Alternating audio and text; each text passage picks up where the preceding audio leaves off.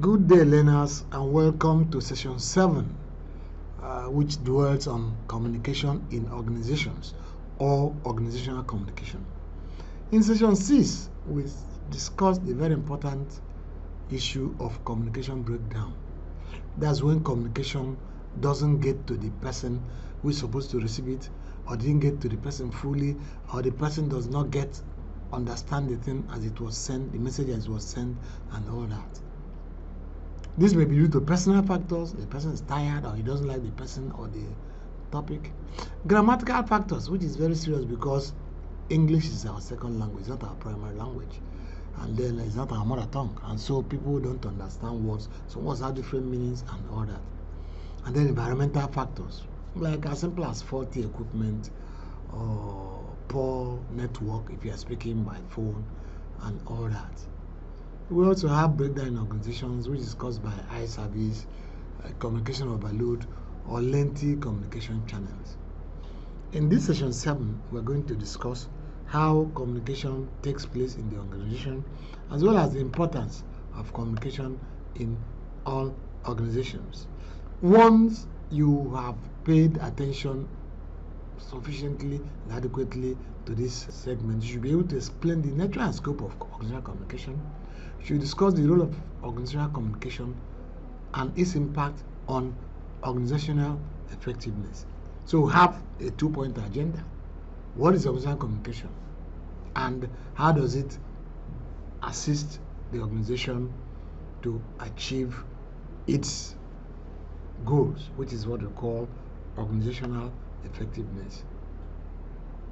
Now, organizational communication talks about generally and broadly how the organization uses communication to attain its objectives. Objectives of being sustaining its existence, creating value for the stakeholders or for the shareholders, and improving its overall performance and interacting with the environment. If it's a commercial undertaking, you find that the issue of profitability becomes customer and profitability becomes a critical factor. If it's a non-commercial environment, find out that trying to make sure the various consumers, like students, like taxpayers, like Red Cross, people who are beneficiaries of Red Cross, that he uses communication to achieve those objectives. You can divide into 4. Management communication, which is communication of the management with internal and external stakeholders. Internal stakeholders include staff, management. External include customers, buyers, suppliers, shareholders, and all that. Marketing communication is the gamut of communication effort targeted at marketing and sales. Sales talks about selling, disposing of what has been produced. Marketing talks about trying to make sure that you first of all understand what the customers want and then give it to them so that selling becomes less stressful. Then you have organizational communication, which talks about public relations, public affairs, environmental, and investor relations.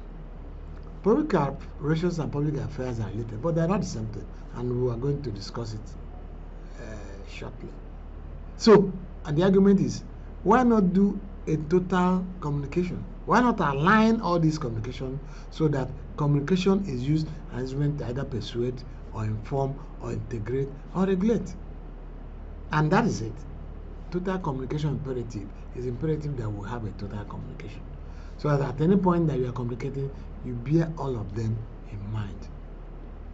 Organizations also have behavioral communication. We talked about non-verbal communication. The type of cars they buy, the color of their buildings, the building design, even the type of staff they employ. Some of them employ, once you see the staff, they have certain physical, beyond their intellectual capabilities and professional, they have some physical attributes and they go out. So when you see them, you see that they look alike. Let's take an issue of building design. For GTB, Guaranteed Trust Bank, every building is unique and different. Anywhere you see GTB building, you must look again. But for FCMB, First City Monument Bank, all their buildings are the same. Anywhere you see FCMB branch, you must know. You see colors. UBA is mostly red. Fidelity is blue and green. First Bank is blue. So these are part of even where they are located. These are part of behavioral communication organizations. Now, when we talk about these various whatever, we now talk about. Let's look at public relations and public affairs. Public relations tries to maintain a beneficial relationship, mutually beneficial, between the organization and the publics. Those, not just everybody, the publics on which or on whom its success or failure depends. In a school environment, the students are key players. The success or the failure of the school depends on the students, their parents, and maybe Ministry of Education that controls. So these are the key whatever. Public affairs, on the other hand, is strategic, and it looks at opportunities and threats, and find that their effort to form public opinion and public decision making. If there is any opportunity that is coming, you use public affairs communication to make sure you optimize that opportunity. If it's a threat, you also use public affairs communication, public affairs as a means to whatever. Labor market communication, that talks about how to use communication to look at the flow of communication between the organization and those who are potential employees, and all those people or institutions that have any part to play in that relationship. You talk about environment. What's your environmental strategy? How do you make sure that the external and internal target groups are playing the appropriate rules in terms of environmental strategy? Investor relations is a corporate marketing activity, but it involves both communication and finance, so as to make sure that investors, present and future potential, have accurate and favorable information about the company's performance and prospects. So when there's a positive development about the company, investor relations will blow it and give you even when there are negative developments, they will still make sure that they bring out the best part of it, the aspect of it that is beneficial to the organization, and make sure that the investors have the advantage of getting the genuine information that will enable them to decide on what they want to do. Now, at the top, at the apex of organizational communication is the CEO, because the CEO represents the organization, and what he says and does, because what he does also communicates, are very critical. So you have to ask these questions that are here. There are about 12 questions here. Is his communication aligned with the goals of the organization? Does he understand employee communication and needs? Is it integrated with the overall public relations plan and other managerial messages? Is it distributed through the appropriate media? When we talked about communication and process, one of the things about effective communication is to make sure that the communication goes through the appropriate media. Is it properly timed and regulated? Is the internal communication role distinct from other managers' role? Are these rules, whether internal or external, compatible?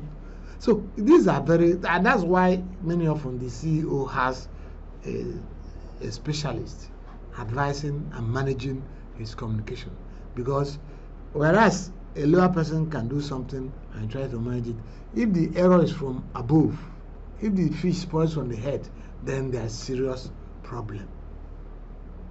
A serious problem. Now you also find out that you also can group external organizational communication into three: internal, external, and personal. Internal talks about all the communication that are, that take place in conducting work within the business. They are operational. They are within. External are work and organizational related communication with people outside the business, customers, shareholders, regulators. And personal are the exchanges and feelings, exchange of information, ideas, messages, and feeling among the people who are working. Now, the personal is not private, because at times the personal also affects both internal and external. In communication, in customer relations, they tell you that there are external customers and internal customers. How colleagues help themselves will help the organization to serve its general public. So if the personal communication is not properly taken, or if there are issues with that, it will adversely affect the external or even the internal. So this is a tripartite model: internal, external, and personal. Now, what is the role of communication in organizational effectiveness? There are many. Without communication, organization cannot exist, just like without human beings.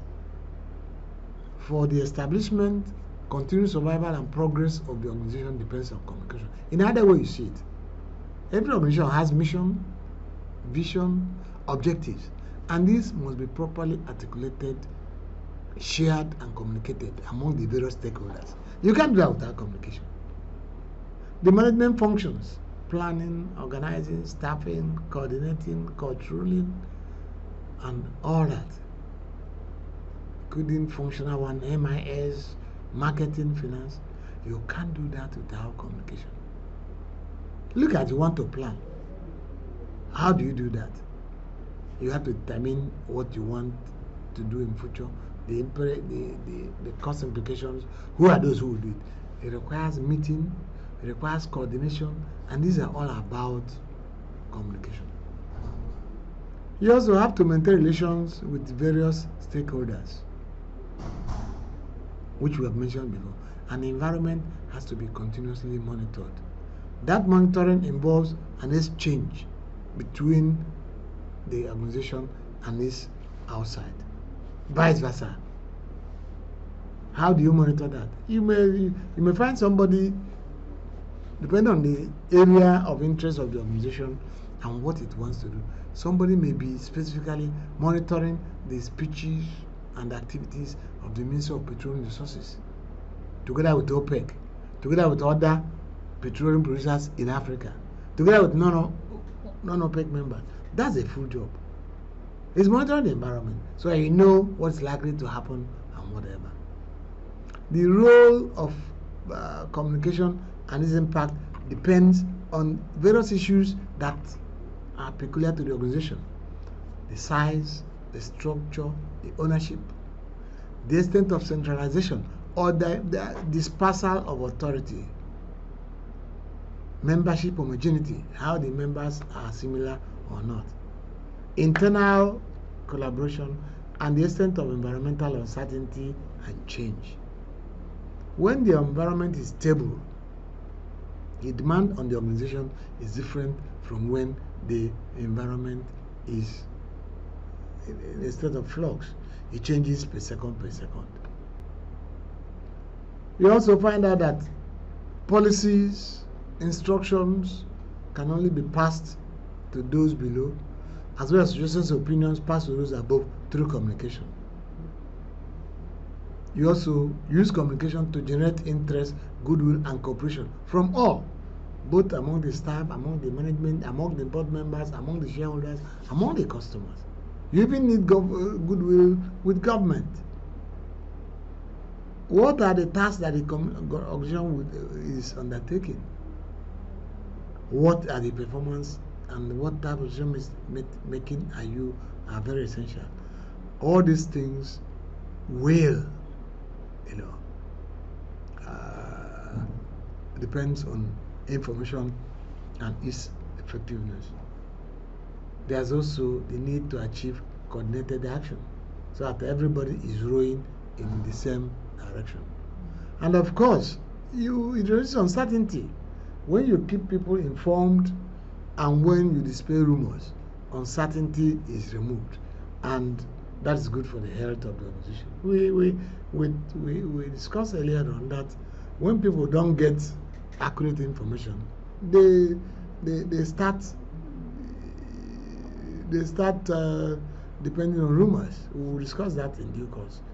When people don't have access to information, they rely on rumors, and these rumors may be harmful or destructive to the goals of the organization. Assignment and performance of duties facilitate is also part of it.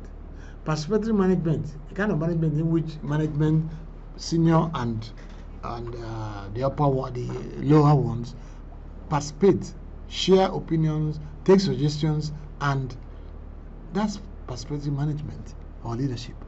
Without communication, you can't do that. The relationship between the manager and the subordinates can only be better with communication, and decision making cannot be done without communication. What's the process of decision making? What's the problem? What are the surrounding circumstances? What are the ceilings and the floors? What are the options? Which option is better? You choose, and then you tell those who implement. All this thing requires communication every inch of the way. Even if to find out the people the various options and to tell them the one you are choosing, that's communication. And of course, good public and stakeholder image is properly done when you have when there's communication. So you can see that communication is a key factor in organizational effectiveness. If the organization is not effective, if communication is not effective, the organization will not survive or will not do as well as it can do. So in this session, we have discussed number one, what's organizational communication, how the organization uses communication to achieve its objectives. We talked about the various forms: management communication, marketing, PR, public affairs, environmental, and and investor relations. We pay special attention to the CEO because the CEO represents more directly than every other person in the organization, especially efforts in making sure that the communication is coordinated and aligned and is always in tandem with the objectives. We also say that it's good to have what is called total communication imperative. So rather than separating the communication, you have a communication that covers all of them. We also say that organizations also do behavioral communication, body language, the color, their logo, their locations. These are all part of it, even design of their buildings. And we conclude by saying that without effective communication, organization cannot achieve their effectiveness, achieve the results they want, because they help both in strategic management, vision, mission, objectives, and all that, in operational management, functional management, relation with stakeholders, in getting the customers to come and buy, and in maintaining relationship with all the stakeholders. So for the organization, it is imperative that communication is effective. Without organizational communication, or without effective organizational communication, the organization will not do as well as it is capable of doing. It cannot fulfill its potentials. Thank you as we prepare for the next session. Thank you very much. And as always, I advise you, beyond listening to this lecture, to go to the lecture material itself so that you can add and be enriched. I wish you luck. I wish you the best. Thank you.